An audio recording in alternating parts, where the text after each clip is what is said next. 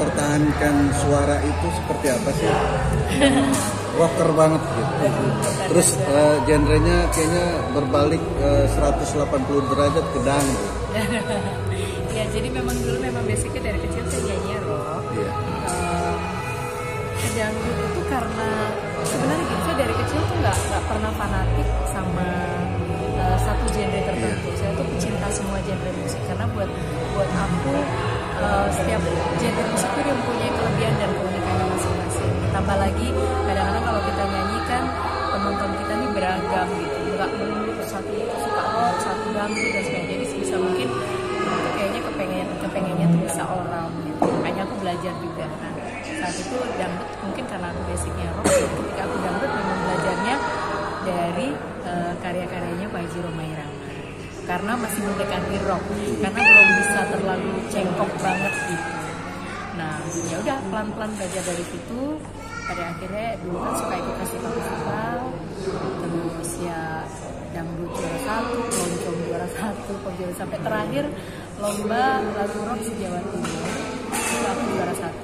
Itu membawa aku ke Jakarta, pada akhirnya yang bisa manggung bareng Slang dan sebagainya gitu, sebagai penyanyi cilik lah yang berbilang dan sebagainya. Sebenarnya dari situ kecintaanku terhadap musik basicku tuh nggak berkurang, tapi juga bertambah dengan wawasan yang baru dengan dangdut, dan orang mengenal aku pertama kali juga dari dangdut karena dulu aku menang festival lagu dangdut se-Jabodetabek, itu bertuliskan piala Pak Haji Rhoma Irama. Dari situlah aku belajar untuk semakin mencintai, karena dengan mencintai kan kita harus terjun banget ya gitu, kita bisa. Jadi kalau ditanya menjaganya bagaimana, sebenarnya memang nggak ada yang berubah. Paling bedanya saya kalau nyanyi G-nya tuh tetap rock karena suaranya tuh nggak yang bening melengking gitu kayak gitu ya.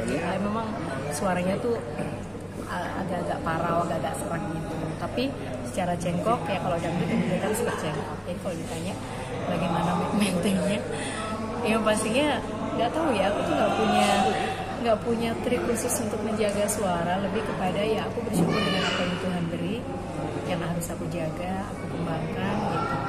Dan pastinya aku bisa sharing juga dengan adik-adik aku gitu. Jadi selebihnya aku hanya punya hati yang ikhlas untuk pengen beri hiburan yang positif dan bisa dinikmati secara sehat gitu. Nama Kairi kan lebih terkenal ketika membawakan sebuah lagu dangdut ketimbang lagu rock ya. Artinya seperti apa? Mungkin tantangan dan kesulitannya mungkin? Saat itu memang kalau pada saat proses belajar dulu sih memang susah ya, karena beda kalau rock itu kan kita main power gitu, main di nada-nada tinggi gitu, terus belum lagi kita nanti dengan suara-suara seraknya itu. Sementara dangdut itu kan lebih mendayu-dayu, lebih legato gitu. Jadi memang tantangannya memang luar biasa sih. Cuman ya lagi-lagi untuk bisa menguasai ya pastinya harus belajar sungguh-sungguh, disiplin, nggak takut malu gitu ya kan. Tapi ya bersyukur, atau mungkin karena suka gitu ya. Ya pastinya usaha tuh nggak mengkhianati hasil lah gitu. Cengkoknya sendiri dapetnya dari mana? Kan dangdut ciri khasnya dengan itu ya. Kalau bicara cengkok tuh memang beda-beda.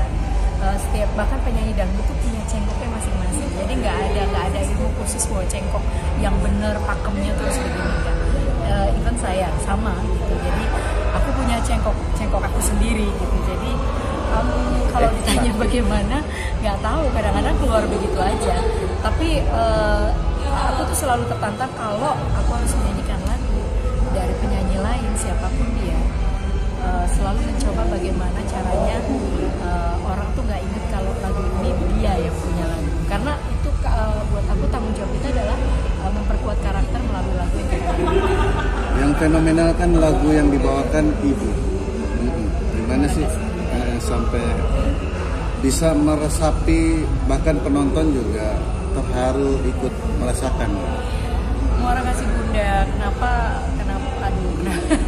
kalau Muara Kasih Bunda itu kebetulan memang itu sebenarnya terjadi di saat aku memproduksi albumku sendiri. Waktu itu Jangan Buang Waktu tahun 2006. Sebenarnya sudah selesai proses recording, di mana harusnya itu ada 9 lagu.